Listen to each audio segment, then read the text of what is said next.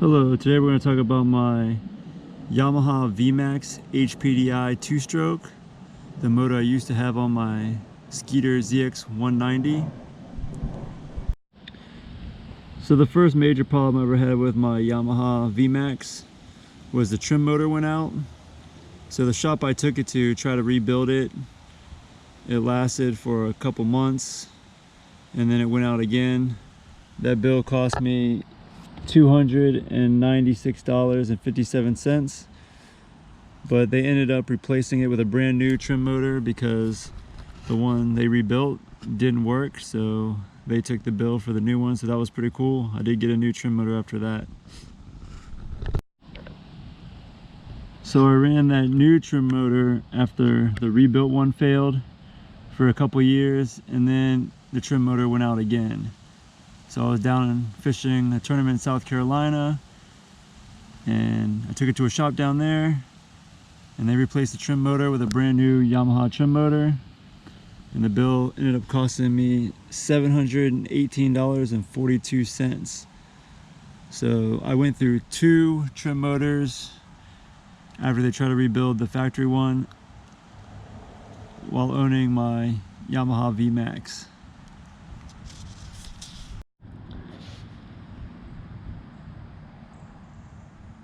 So another problem I had with the VMAX was the trim ram assembly went out.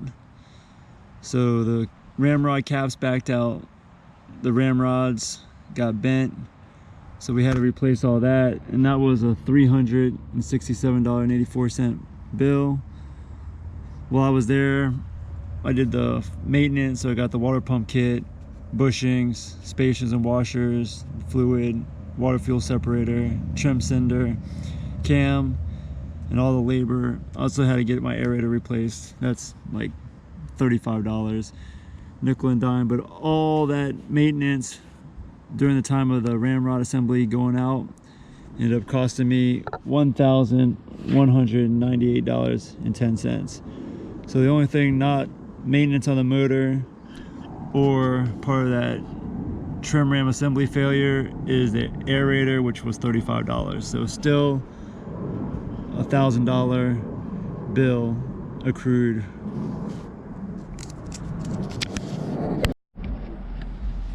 So as time went on, I also had another issue with the ram rod caps backing out. So we replaced the caps again. Involved in that was the O-ring, the seal trim downs, the seal trim dust cap, the screw trim cylinder assembly, the oil level gauge assembly, and grommets. And that bill ended up costing me $450.24. So all the labor.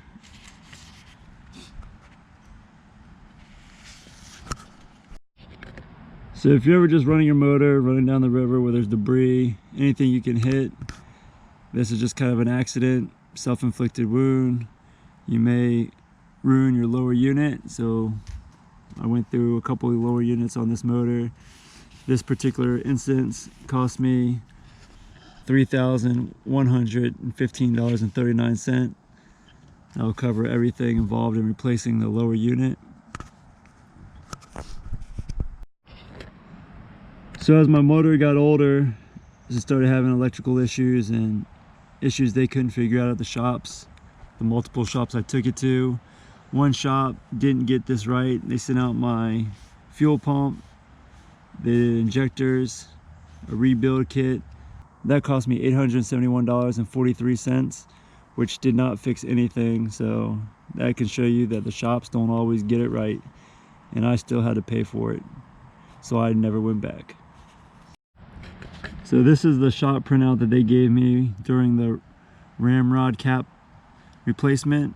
So these are your ramrod caps. These are the rods that you trim. When you trim it down, the motor rests on these and pushes those ramrods in.